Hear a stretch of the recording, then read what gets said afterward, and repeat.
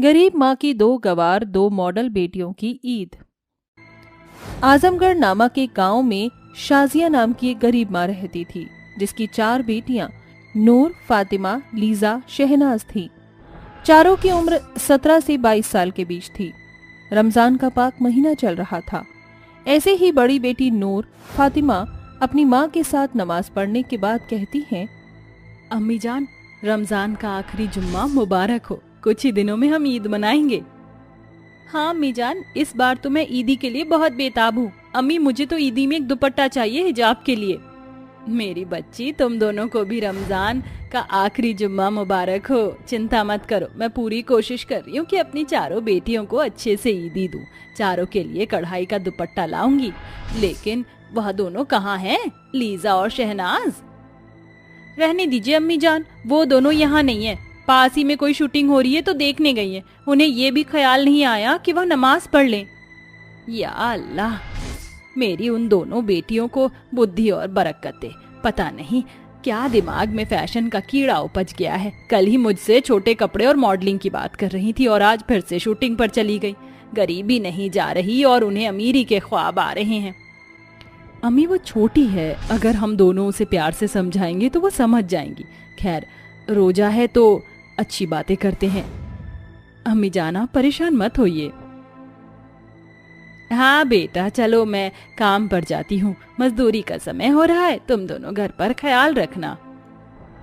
अम्मी, आप कब तक ऐसे हाल में काम करती रहेंगी? अब हम कर लेते हैं ना काम, आप घर पर रह जाइए। नहीं बेटा, मैं काम कर लेती हूँ। वैसे भी इफ्तारी का इंतजाम करना बाकी है तुम चारों के लिए। ऐसा कहकर शाजिया कुल्हाड़ी लेकर जंगल की ओर जाती है और मेहनत से लकड़ी काट कर लकड़ी वाले को बेचती है। साहब देखिए, मैं अच्छे पेड़ की लकड़ी छांट कर काट लाई हूँ, आपको पसंद आएगी। इससे तो बहुत अच्छा फर्नीचर बनेगा। ठीक है, लकड़ियाँ तो अच्छी हैं, लेकिन इतने से बात नहीं बनेगी। तुम्हें और लकड़ियाँ लानी होगी। मैं तुम्हें उसका 500 रुपए दूंगा। जी जी साहब, मैं रोज लकड़ी लेकर आऊंगी। या अल्लाह, आपका बहुत बहुत शुक्रिया। ये लो तुम्हारे पैसे। उन पैसों को लेकर शाजिया इफ्तारी का सामान खरीद लेती है। इसके बाद शाम को वो कुछ लकड़ियां काट कर घर पहुंचती है। वहीं दोनों मॉडल बेटियां लीजा और शहनाज आ जाती हैं, जिन्होंने छोटे कपड़े पहन रखे थे। ये देखकर शाजिया कहती है, या अल्लाह, ये तुम दोनों ने क्या हिमाकत कर रखी है, मुझे तो समझ नहीं आ रहा। अरे भला, ऐसे कपड़े पहन कर क्यों मेरी नाक कटवा रही हो? और रमजान के इतने पाक महीने में ऐसे कौन करता है? बल्कि तुम्हें सूट सलवार और हिजाब में रहना चाहिए। ओह प्लीज अम्मी जान, ये सब हमारे बस की बात नहीं है। सूट सलवार हिजाब, अरे और भी मुस्लिम लड़कियां हैं जो इतना फैशनेबल रहती हैं। और आपको पता है, अभी हम जिस शूटिंग से आ रहे हैं ना, वहाँ पर जोया नाम की एक लड़की थी, क्या गाउन पहना था उसने। अम्मी, कमाल की एक्ट्रेस है वो, हम भी उसी की तरह बनना चाहते हैं। लीजा, शहनाज, ये क्या हिमाकत है अम्मी से इस तरह बात करने की? वो तुम्हें समझा रही हैं। तुम्हें ये तो पता है कि रमजान खत्म होने वाले हैं, तो कुछ दिन अच्छे से रोजा कर लो, दुआ पढ़ लो, कुरान पढ़ लो। फैशन तो रमजान के बाद भी हो सकता है। बस बहुत हो गया बाजी, अब मत बोलो। हम तो अपने मन की करेंगे। आसपास की लड़कियां इतनी फैशनेबल रहती हैं, मॉडर्न बनकर। और वैसे भी जो हमने पढ़ाई की है ना, उसको आपकी तरह बर्बाद नहीं करेंगे सलवार सूट पहनकर घर में रहकर। अम्मी, हमें तो इस ईद पर महंगे महंगे कपड़े चाहिए, तो कम से कम हमें 3-4 हजार रुपए दे देना। या अल्लाह, इतनी गरीबी में जहाँ तुम्हारी माँ बड़ी मुश्किल से 2 वक्त की रोटी पका रही है, मेहनत मजदूरी कर रही है, वहाँ तुम्हें इतने महंगे कपड़े चाहिए? अरे कम से कम अपनी दोनों बड़ी बहन का तो सोचो। कभी कुछ नहीं मांगती और तुम्हारी फरमाइश है कि बंद ही नहीं होती।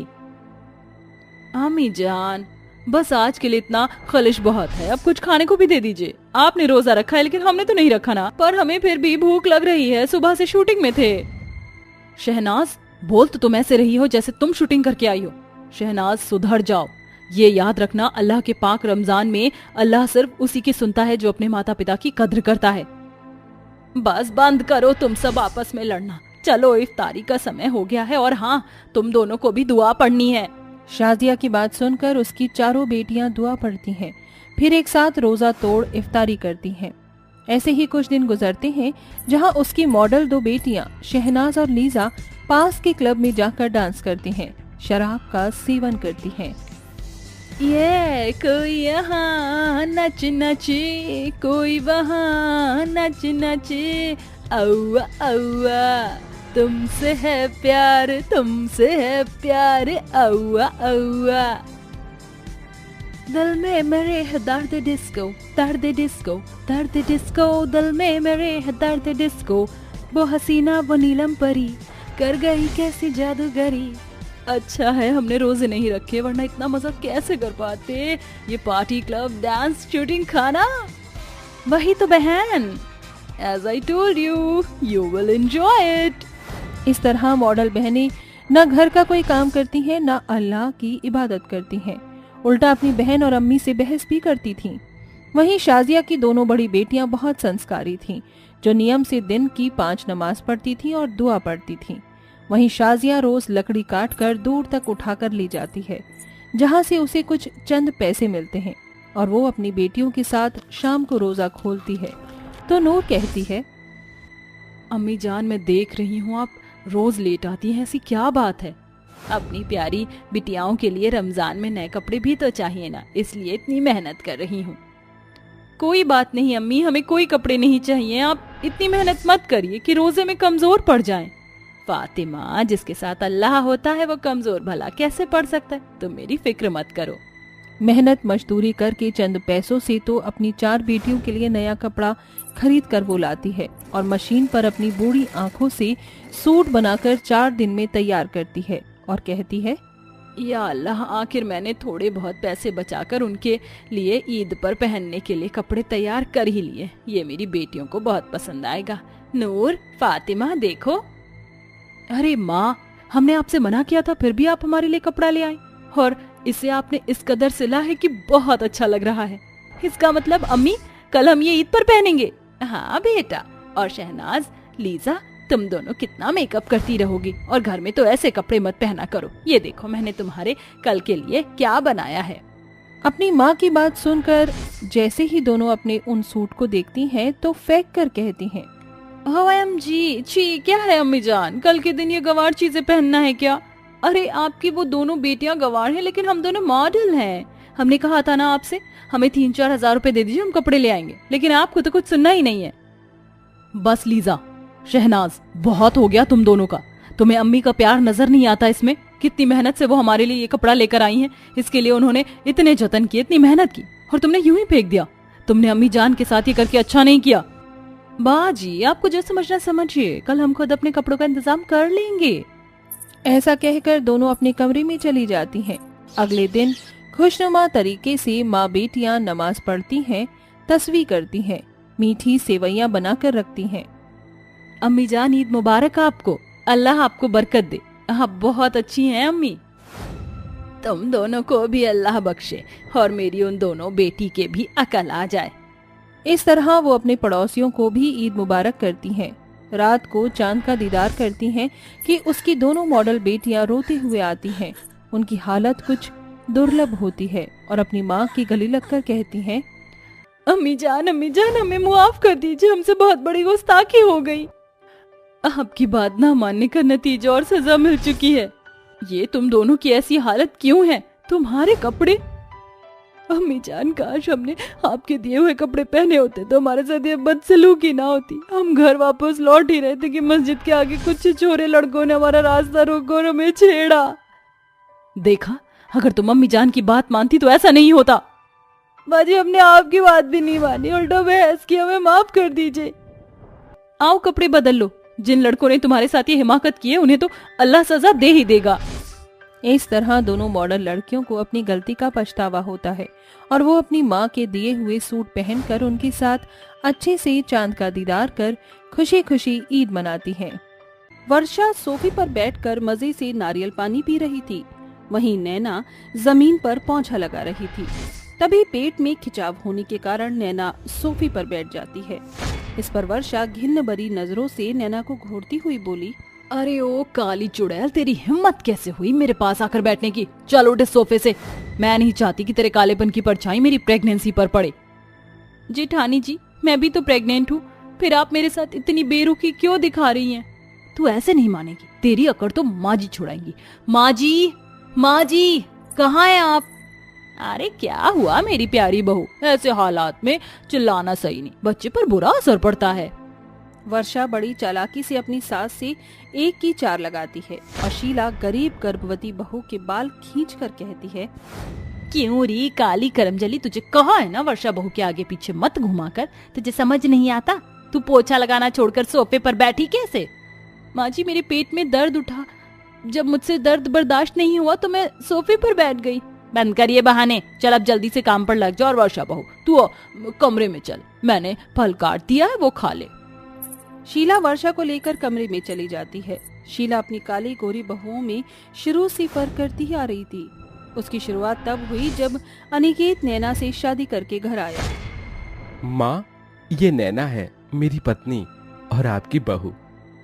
इसका मेरे सिवा कोई नहीं माँ, इसलिए मैंने इसे शादी कर ली। नैना दिल की बहुत अच्छी है माँ, आप मुझसे और नैना से नाराज तो नहीं? अरे मेरे लाल तू खुश है, मुझे और क्या चाहिए। आ जा नैना बहू। नैना को अपनाना शीला का अनिकेत के आगे रचा एक ढोंग था।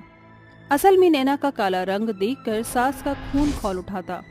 अनिकेत नैना को लेकर कमरे में चला गया और शीला की बड़ी बहू वर्षा ने कहा, माँ जी आपने कुछ कहा क्यों नहीं? इस काली देवरानी को घर में घुसने भी क्यों दिया? बड़ी बहू ये मेरी दूर की सोच है, 2 दिन बाद अनिकेत शहर चला जाएगा, फिर मैं इस जली उपली पर इतने जुल्म ढाऊंगी कि ये भाग जाएगी। नैना के 2 दिन तो अच्छे बीते, मगर अनिकेत के जाने के बाद बेचारी बहू पर हर एक दिन भारी पड़ने लगा। कीर्ति और शीला उसे हर दिन सताती। अनिकेत बीच बीच में घर आया करता, मगर नैना नहीं चाहती थी कि उसकी वजह से अनिकेत और उसकी सास के बीच फूट पड़े, इसलिए वो चुप रही। समय ढलता गया और काली गोरी बहुएं गर्भवती हो गई।